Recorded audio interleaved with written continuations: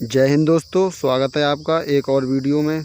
तो दोस्तों, आज की इस वीडियो में मैं आपके लिए मॉडल टेस्ट पेपर 14 लेकर के आया हूं। इससे पहले मैंने 13 मॉडल पेपर करा दिए हैं। अगर वो वीडियो आपने नहीं देखी हो तो जा कर के देख लें। तो दोस्तों, इसकी PDF आपको टेलीग्राम पर मिलेगी। मैं टेलीग्राम का लिंक फर्स्ट कमेंट में दे दूँगा, उस पर जा कर के आप इसकी PDF ले सकते हैं। तो दोस्तों, हम अपनी वीडियो को स्टार्ट करते हैं। अगर ये वीडियो आपको पसंद आए तो वीडियो को लाइक करके चैनल को सब्सक्राइब ज़रूर करें। तो आइए हम अपना मॉडल पेपर देखते हैं। तो हमारा मॉडल पेपर है जिसमें है भाग 1, जिसमें है सामान्य ज्ञान। इसका पहला प्रश्न है, बंगाल का पहला गवर्नर जनरल कौन था? तो इसका सही आंसर हो जाएगा ऑप्शन सी, वारेन हेस्टिंग्स। तो बंगाल का अंतिम governor general Lord William Bentinck था। भारत का प्रथम governor general Lord William Bentinck था। भारत के अंतिम गवर्नर जनरल व भारत के प्रथम वायसराय लॉर्ड कैनिंग थे। भारत के अंतिम वायसराय व स्वतंत्र भारत के प्रथम गवर्नर जनरल लॉर्ड माउंटबेटन थे। स्वतंत्र भारत के प्रथम भारतीय गवर्नर जनरल चक्रवर्ती राजगोपालाचार्य थे। तो हमारा अगला प्रश्न है, 2011 की जनगणना के अनुसार दूसरा सर्वाधिक महिला साक्षरता वाला राज्य कौन सा है? तो इसका सही आंसर हो जाएगा दोस्तों ऑप्शन सी, मिजोरम। मिजोरम ये 89.40%। भारत की कुल साक्षरता 74.04% है। पुरुष साक्षरता 82.14%। महिला साक्षरता 65.46%। सर्वाधिक पुरुष साक्षरता राज्य केरल है 96.1%। न्यूनतम पुरुष साक्षरता राज्य बिहार 71.2%। सर्वाधिक महिला साक्षरता राज्य केरल 91.98%। न्यूनतम महिला साक्षरता राज्य बिहार 51.5%। तो हमारा अगला प्रश्न है, पंचनद किसे कहते हैं? तो इसे पंजाब को कहते हैं पंचनद। तो इसका सही आंसर ऑप्शन ए हो जाएगा। तो 5 नदियों की भूमि पंजाब को कहा जाता है। ब्यास, चिनाब, झेलम, रावी, सतलज। पंजाब को भारत का अन्न भंडार, भारत की रोटी की टोकरी भी कहा जाता है। नोट पॉइंट है दोस्तों, उत्तर प्रदेश के जालौन में 5 नदियों का संगम होता है जिसे पंचनद कहा जाता है। यमुना, चंबल, सिंध, पहुज और कुमारी नदियों का संगम होता है।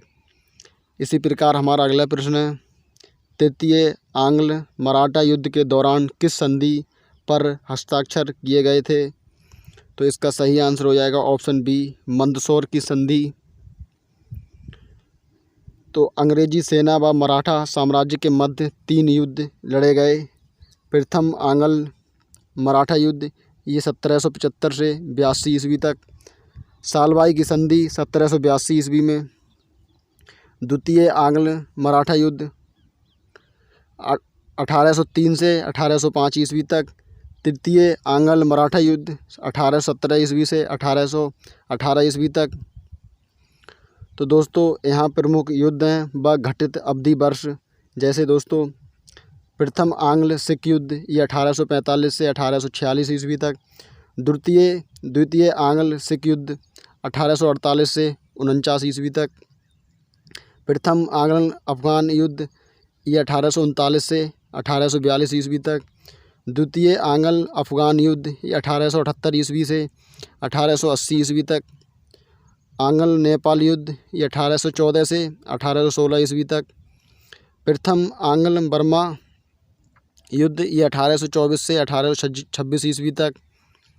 इसी प्रकार दोस्तों, द्वितीय आंग्ल बर्मा युद्ध ये हुआ था 1852 ईस्वी में। तृतीय आंग्ल बर्मा युद्ध ये 1885 ईस्वी में। प्रथम अफीम युद्ध ये 1839 से 1842 ईस्वी तक। द्वितीय अफीम युद्ध ये 1856 से 1860 ईस्वी तक।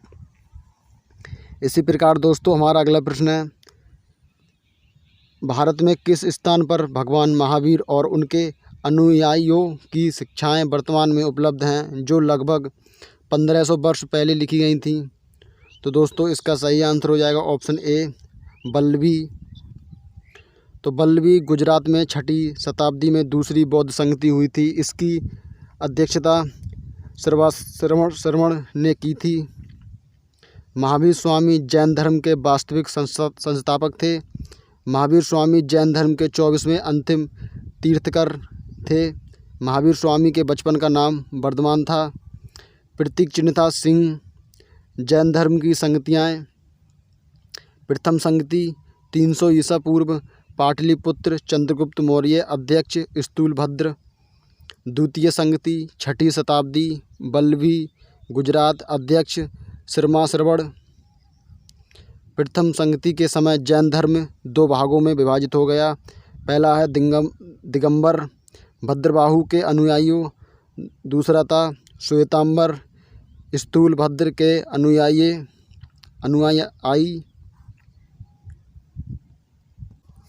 तो हमारा अगला प्रश्न है, हार्दिक पांड्या 2024 में IPL किस टीम के साथ खेला? तो दोस्तों इसका सही आंसर हो जाएगा ऑप्शन बी, मुंबई इंडियंस। तो हार्दिक पांड्या भारतीय टीम के ऑलराउंडर खिलाड़ी हैं। हार्दिक पांड्या मुंबई इंडियंस टीम के कप्तान हैं। 2024 के IPL विजेता टीम कोलकाता नाइट राइडर्स। 2024 की IPL उपविजेता टीम सनराइज हैदराबाद। तो दोस्तों हमारा अगला प्रश्न है, दोस्तों नोट पॉइंट है ये, दूसरी महिला प्रीमियम लीग 2024 BPL विजेता RCB रॉयल चैलेंजर्स बेंगलोर। कप्तान थे स्मृति मंधाना। उपविजेता दिल्ली कैपिटल्स। कप्तान थे मैग लेलिन। तीसरा महिला प्रीमियर लीग 2025 BPL विजेता मुंबई इंडियंस। कप्तान हरमनप्रीत कौर। उपविजेता दिल्ली कैपिटल्स। अगला प्रश्न है दोस्तों हमारा, मई 2025 के अनुसार तेलंगाना के वर्तमान मुख्यमंत्री कौन हैं? तो दोस्तों इसका सही आंसर हो जाएगा ऑप्शन ए, रेवंत रेड्डी। तो तेलंगाना इसके मुख्यमंत्री रेवंत रेड्डी हैं। पार्टी है कांग्रेस। राज्यपाल जिष्णुदेव वर्मा। गठन 2 जून 2014 को। इसकी राजधानी है हैदराबाद। इसके लोक नेत्र हैं माथुरी नेत्र, गुसादी नेत्र, लंबाड़ी नेत्र, डंपू, दंपू, पेरिनी, सिमतांडव। इसी प्रकार दोस्तों इसके त्यौहार हैं बोनालू जुलाई अगस्त में मनाया जाता है। बथुकम्मा, अलाई बलाई उत्सव, पीरला पांडुआ। तो दोस्तों हमारा अगला प्रश्न है, मई 2025 के अनुसार वर्तमान में सड़क परिवहन मंत्री कौन हैं? तो इसका सही आंसर हो जाएगा ऑप्शन बी, नितिन गडकरी। तो भारत के प्रमुख मंत्री मई जून 2025 के अनुसार दोस्तों जैसे रक्षा मंत्री हैं राजनाथ सिंह, गृह मंत्री अमित शाह, वित्त मंत्री निर्मला सीतारमण। इसी प्रकार शिक्षा मंत्री धर्मेंद्र प्रधान, विदेश मंत्री डॉक्टर सुब्रमण्यम जयशंकर। अगला प्रश्न है हमारा, भारतीय संविधान की प्रारूप समिति के अध्यक्ष कौन थे? तो इसका सही आंसर हो जाएगा option C, doctor BR Ambedkar. तो 29 अगस्त 1947 को भारत की संविधान सभा ने डॉक्टर BR अम्बेडकर की अध्यक्षता में 7 सदस्यीय प्रारूप समिति का गठन किया। डॉक्टर भीमराव अम्बेडकर, KM मुंशी, सैयद मोहम्मद सादुल्ला, अल्लादी कृष्ण स्वामी अय्यर, गोपाल स्वामी अयंगर, DP खेतान, PL मित्र। अगला प्रश्न है हमारा, निम्नलिखित त्यौहार में से लोहड़ी का संबंध किस राज्य से है? तो दोस्तों इसका सही आंसर हो जाएगा ऑप्शन ए, पंजाब से। तो सिख संप्रदाय द्वारा 13 जनवरी को लोहड़ी का पर्व मनाया जाता है। लोहड़ी का पर्व फसलों की कटाई और नई फसल के स्वागत का प्रतीक माना जाता है। 13 जनवरी 1699 को सिखों के अंतिम गुरु गोविंद सिंह ने खालसा पंथ की स्थापना की। त्यौहार होला मोहल्ला, बैसाखी, लोहड़ी जनवरी माह में, तीज, तीयन गुरु पर्व। तो हमारा अगला प्रश्न है, सुदर्शन झील भारत के किस राज्य में स्थित है? तो इसका सही आंसर हो जाएगा ऑप्शन बी, गुजरात में। सुदर्शन झील गिरनार पर्वत, जूनागढ़, गुजरात में है। सुदर्शन झील का निर्माण चंद्रगुप्त मौर्य के काल में गवर्नर पुष्यगुप्त ने किया। सुदर्शन झील का पुनर्निर्माण शक शासक रुद्रदामन प्रथम व गुप्त शासक स्कंदगुप्त ने करवाया। गुजरात के प्रमुख राष्ट्रीय उद्यान जैसे दोस्तों गिरवन राष्ट्रीय उद्यान, दूसरा ब्लैक बक राष्ट्रीय उद्यान, नल सरोवर अभयारण्य, बसंदा राष्ट्रीय उद्यान, भारतीय जंगली गधा अभयारण्य, कच्छ जैवमंडल आरक्षित तत्व। अगला प्रश्न है हमारा, लखपति दीदी योजना का संबंध किससे है? तो इसका सही आंसर हो जाएगा ऑप्शन ए, महिलाओं के स्वरोजगार। तो महिलाओं के स्वरोजगार ग्रामीण विकास मंत्रालय द्वारा यह योजना शुरू की गई। लखपति दीदी योजना की शुरुआत 15 अगस्त 2023 को की गई। इस योजना का उद्देश्य देश की महिलाओं को आत्मनिर्भर बनाने और आर्थिक रूप से सशक्त बनाना है। केंद्र सरकार की प्रमुख योजनाएं, पहली है प्रधानमंत्री जनधन योजना, ये 2024-14 में। मेक इन इंडिया 2014 में। स्किल इंडिया मिशन 2015 में। स्वच्छ भारत अभियान 2014 में। प्रधानमंत्री सुरक्षा बीमा योजना 2015 में। प्रधानमंत्री उज्ज्वला योजना 2016 में। अगला प्रश्न है हमारा, भारत की वर्तमान वित्त मंत्री कौन है? तो इसका सही आंसर हो जाएगा ऑप्शन सी, निर्मला सीतारमण। यह दूसरी बार लगातार वित्त मंत्री बनी हैं। स्वास्थ्य एवं परिवार कल्याण मंत्री जगत प्रकाश नड्डा हैं। वाणिज्य एवं उद्योग मंत्री पीयूष गोयल। रेल मंत्री अश्विनी वैष्णव। महिला एवं बाल विकास मंत्री अन्नपूर्णा देवी।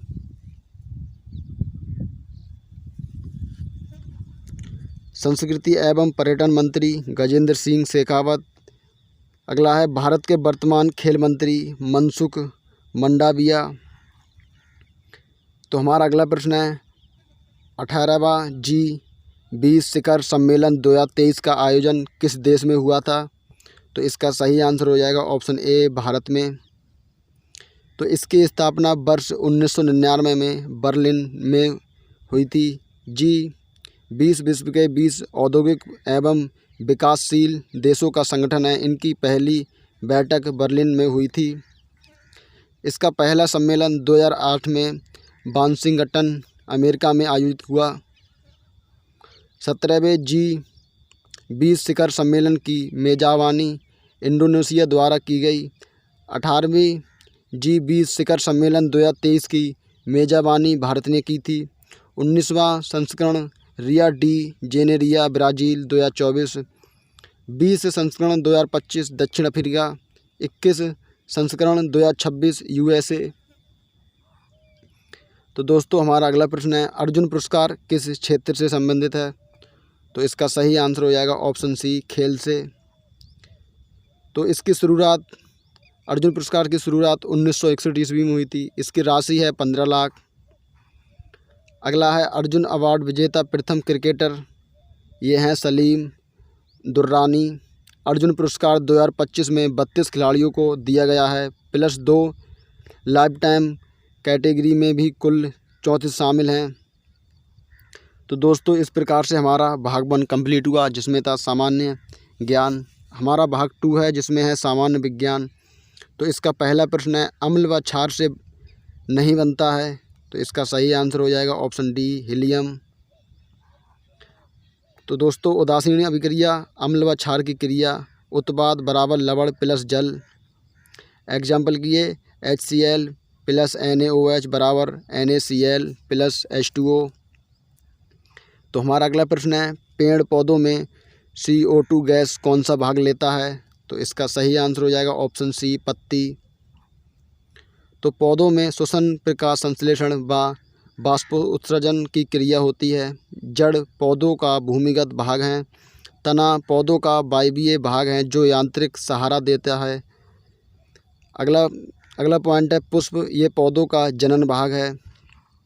हमारा अगला प्रश्न है सामान्य मानव शरीर का ताप होता है, तो इसका सही आंसर हो जाएगा ऑप्शन ए 37 डिग्री सेल्सियस। मानव शरीर का ताप डिग्री सेल्सियस में 36.9 डिग्री सेल्सियस या 37 डिग्री सेल्सियस तथा 98.4 फ़ारेनहाइट या 98.6 फ़ारेनहाइट तथा केल्विन में 310 केल्विन। मापने का यंत्र थर्मामीटर, जिसमें पारा या मरकरी भरा जाता है। इसी प्रकार दोस्तों हमारा अगला प्रश्न है भारत का पहला निजी सैटेलाइट है, तो वो है ऑप्शन ए आर्यभट्ट। तो भारत का प्रथम कृत्रिम उपग्रह प्रक्षेपित किया 19 अप्रैल 1975 में। केंद्र बेकानूर अंतरिक्ष केंद्र रूस। उपयोग दूरसंचार मौसम जानकारी में।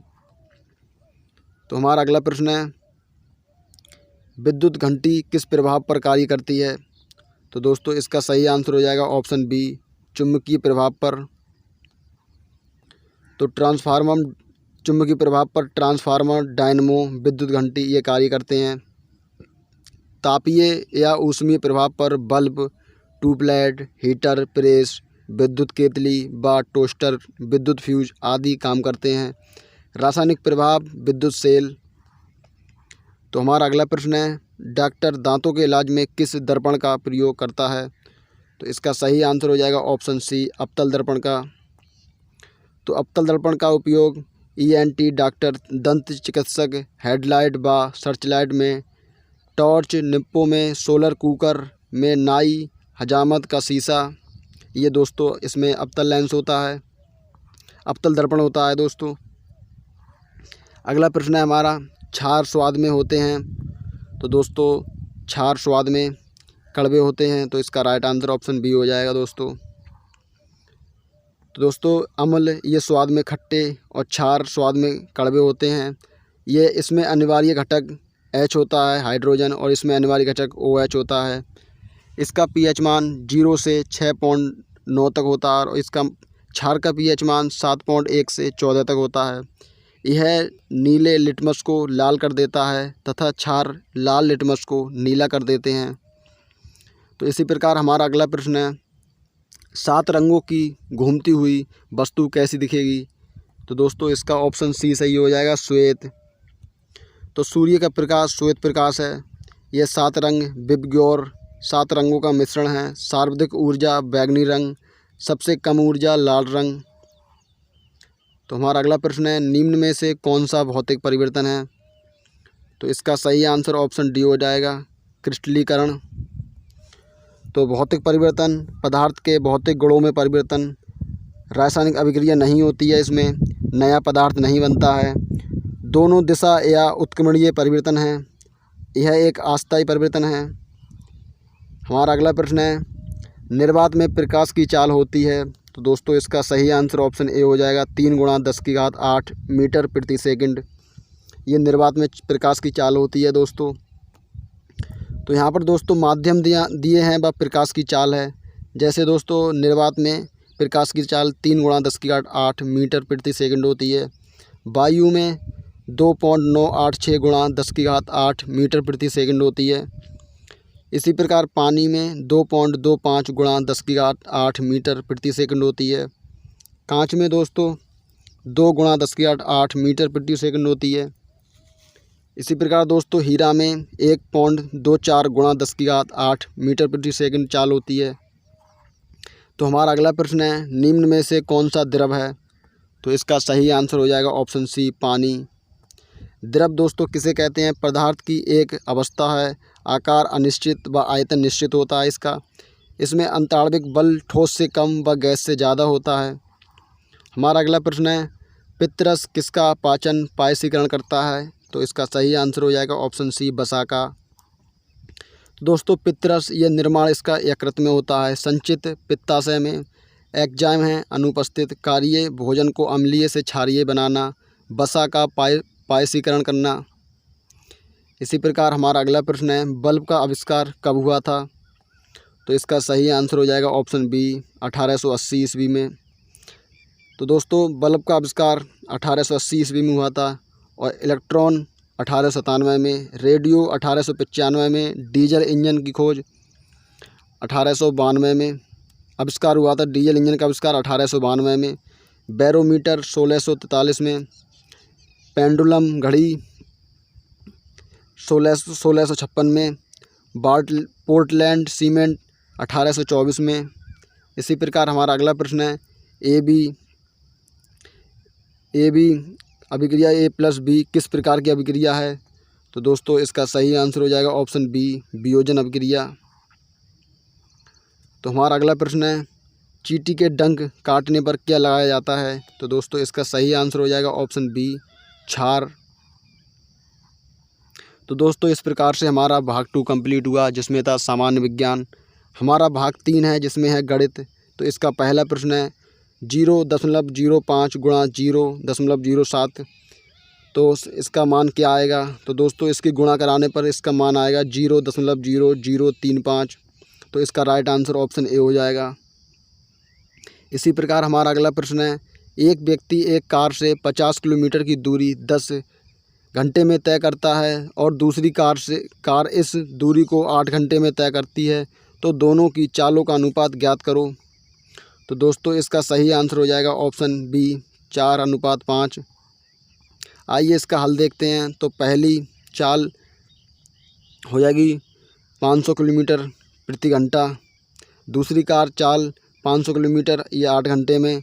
तो इसे हल करने पर इसका राइट आंसर हो जाएगा 4:5।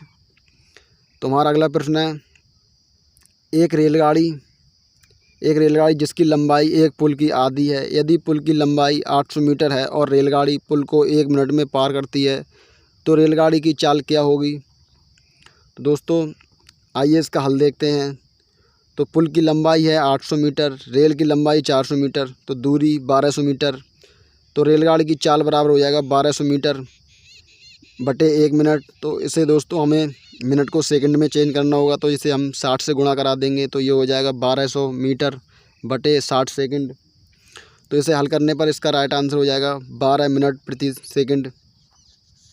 तो हमारा अगला प्रश्न है सोना व चांदी का कुल भार 750 ग्राम है व इनका भार का अनुपात 2:3 है, तो बताओ चांदी का भार क्या होगा? तो दोस्तों आइए इसका हल देखते हैं। तो सोना का है 2 और चांदी का है 3, तो इसमें 2x + 3x = 750। तो ये जोड़ने पर 5x हो जाएगा 750। तो x = 750 बटे 5। तो इसे काटने पर ये 150 आ जाएगा। तो चांदी का भार हमें निकालना है जो दिया है 3, तो 3 से 150 गुणा कराएंगे, तो इसका सही आंसर हो जाएगा 450 किलोग्राम।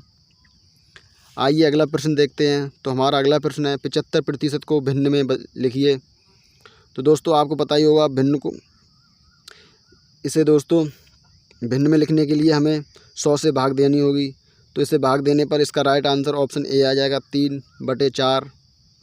अगला प्रश्न है हमारा रूट में 0.0000046 का भाग 0.016 से कराना है, तो इसका मान क्या आएगा? तो दोस्तों इसे हल करने पर इसका मान आ जाएगा ऑप्शन सी, 0.5। अगला प्रश्न है हमारा यदि 3x + 5 = 9x - 7 है, तो x का 10% मान क्या होगा? तो दोस्तों पहले हमें इसमें x का मान निकालना है। तो हमारा x का मान इसमें 2 आएगा, तो इसका 10% निकालना है। तो दोस्तों 2 × 10/100, तो इसका मान आ जाएगा 0.2, जो कि राइट आंसर ऑप्शन बी सही है। तो हम अगला प्रश्न देखते हैं। तो हमारा अगला प्रश्न है संख्या 200 को किस संख्या में से गुणा किया जाए कि प्राप्त संख्या एक पूर्ण घन संख्या बन जाए? तो दोस्तों इसका सही आंसर ऑप्शन सी हो जाएगा। इसे दोस्तों हल करेंगे तो इसके दोस्तों ये 3 जोड़े बन जाएंगे, लेकिन इसमें ये तो दोस्तों घन बनने आए 2 का, लेकिन 5 का घन बनने के लिए इसमें 1 और 5 की ज़रूरत है। तो इसका राइट आंसर 5 हो जाएगा। तो हमारा अगला प्रश्न है प्रथम n प्राकृतिक संख्याओं का औसत क्या होगा? तो दोस्तों इसका औसत हो जाएगा n + 1/2। तो इसका राइट आंसर ऑप्शन बी हो जाएगा। तो दोस्तों प्रथम n प्राकृतिक संख्याओं का योग होता है n × n + 1 × 2। प्रथम n प्राकृत संख्याओं का औसत होता है n+1/2। इसी प्रकार हमारा अगला प्रश्न है, यदि 2500 का 20% प्लस 3000 का 30% है तो x बराबर है तो x का मान होगा। तो दोस्तों इसे हल करने पर इसका मान आ जाएगा 1400। तो हम अगला प्रश्न देखते हैं। तो दोस्तों हमारा अगला प्रश्न है, एक शहर की जनसंख्या 20,000 है। यदि प्रथम वर्ष जनसंख्या 10% की दर से बढ़ती है और दूसरे वर्ष 25% की दर से घटती है तो 2 साल बाद शहर की जनसंख्या क्या होगी? तो दोस्तों इसका सही आंसर हो जाएगा ऑप्शन बी 16,500। आइए इसका हल देखते हैं। तो जो वर्तमान जनसंख्या है वो है 20,000। तो R1% बराबर 10, तो माइनस R2% बराबर 25%। तो 20,000 गुणा जो वृद्धि होगी तो उसमें 110/100 गुणा, और जिसमें जो दोस्तों ये कमी होगी वो 75/100। तो इसे हल करने पर इसका राइट आंसर आ जाएगा 16,500। तो हमारा अगला प्रश्न है, किसी वर्ग का परिमाप 64 मीटर है तो क्षेत्रफल है। दोस्तों आपको पता है इसका सूत्र होता है, तो इसका राइट आंसर ऑप्शन डी हो जाएगा 256 मीटर स्क्वायर। आइए इसका हल देखते हैं। तो 4a बराबर 64, तो a बराबर 16, तो क्षेत्रफल हो जाएगा a स्क्वायर। तो a स्क्वायर तो बराबर 16 है, तो 16 का स्क्वायर हो जाएगा 256 मीटर स्क्वायर। इसका राइट आंसर आ जाएगा। अगला प्रश्न है हमारा, 2 संख्या का अनुपात 3:5 है। यदि मासप्पा 12 है तो उन संख्याओं में सबसे छोटी संख्या है। तो दोस्तों आइए इसका हल देखते हैं। तो ए अनुपात बी बराबर है 3:5। तो 3x + 5x का मासप्पा हो जाएगा x। तो दोस्तों मासप्पा बराबर 12। तो a अनुपात 3x बराबर, तो b बराबर 5x। तो अतः छोटी संख्या a बराबर 3 × 12। तो इसका राइट आंसर 36 आ जाएगा, जो कि ऑप्शन ए सही है। तो आइए अगला प्रश्न देखते हैं। तो दोस्तों हमारा अगला प्रश्न है, किसी वस्तु को 750 रुपये में ख़रीदा गया तथा 900 रुपये में बेचा गया तो लाभ प्रतिशत ज्ञात कीजिए। दोस्तों इसका सही आंसर ऑप्शन ए हो जाएगा 20%। आइए इसका हल देखते हैं। तो इसमें क्रय मूल्य दिया है 750, विक्रय मूल्य है 900, जो लाभ हुआ है वो 150। तो लाभ प्रतिशत निकालने के लिए लाभ बटे क्रय मूल्य गुणा 100। तो दोस्तों इसका मान रखकर हल करने पर इसका राइट आंसर 20% आ जाएगा। तो हमारा अगला प्रश्न है, रूट में 0.09 है तो इसका हल क्या होगा? तो दोस्तों इसका सही आंसर ऑप्शन ए हो जाएगा 0.3। तो हमारा अगला प्रश्न है, दोस्तों इस प्रकार से हमारा भाग 3 कंप्लीट हुआ, जिसमें था गणित। हमारा भाग 4 है, इसमें है तर्क शक्ति। तो इसका पहला प्रश्न है, एक पंक्ति में मोहन का बाएं से 7वां स्थान है तथा दाएं से 15वां स्थान है, तो पंक्ति में कुल कितनी संख्याएं हैं? तो दोस्तों आइए इसका हल देखते हैं। तो बायां से 7वां व दाएं से 15वां, तो कुल विद्यार्थी बायां प्लस दायां -1, तो 7 + 15 -1, तो 7 + 15 बराबर 22 -1। तो इसका राइट आंसर 21 आ जाएगा। जब 22 में से 1 जाएगा तो 21, जो कि ऑप्शन ए सही है। तो आइए अगला प्रश्न देखते हैं। तो दोस्तों हमारा अगला प्रश्न है, 15, 15, 17, 51, 55, तो अगला अंक क्या आएगा? तो आइए दोस्तों इसका हल देखते हैं। तो इसका हल है दोस्तों 15 में 15 की गुणा 1 से, तो फिर दोस्तों अगली बार में +2 करके 17 आया है, फिर गुणा 3, फिर +4 करके 55 आया है। इसी प्रकार गुणा 5 से की जाएगी तो इसका राइट आंसर आ जाएगा 275, जो कि ऑप्शन ए सही है। तो हमारा अगला प्रश्न है दोस्तों, WFB TGD QHG, तो अगला शब्द क्या बनेगा? तो दोस्तों इसका सही आंसर हो जाएगा ऑप्शन ए NIL। तो आइए दोस्तों अगला प्रश्न देखते हैं। तो हमारा अगला प्रश्न है, साइकिल अनुपात पहिया समानुपात पक्षी अनुपात, तो अगला शब्द क्या आएगा दोस्तों? तो इसका सही आंसर हो जाएगा ऑप्शन डी पंख। इसका हल है दोस्तों, जिस प्रकार साइकिल में पहिए होते हैं उसी प्रकार पक्षी के पंख होते हैं। दोस्तों हमारा लास्ट प्रश्न है, निम्न में से भिन्न का चयन करें। तो दोस्तों इसका सही आंसर हो जाएगा ऑप्शन ए चंद्रमा। इसका हल देखते हैं दोस्तों। जैसे मंगल, शुक्र, बृहस्पति ये ग्रह हैं, जबकि चंद्रमा एक उपग्रह है, अतः विकल्प ए सही हो जाएगा। तो दोस्तों इस प्रकार से ये हमारा मॉडल पेपर कंप्लीट होता है। अगर ये वीडियो आपको पसंद आई हो तो वीडियो को लाइक करके चैनल को सब्सक्राइब ज़रूर करें दोस्तों इसकी PDF आपको टेलीग्राम पर मिल जाएगी। मैं टेलीग्राम का लिंक फर्स्ट कमेंट में दे दूँगा, उस पर जा कर के आप यह PDF ले सकते हैं। तो दोस्तों मिलते हैं अगली वीडियो में, तब के लिए जय हिंद।